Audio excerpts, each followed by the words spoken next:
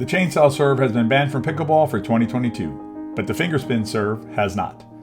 Can you tell the difference between these two serves?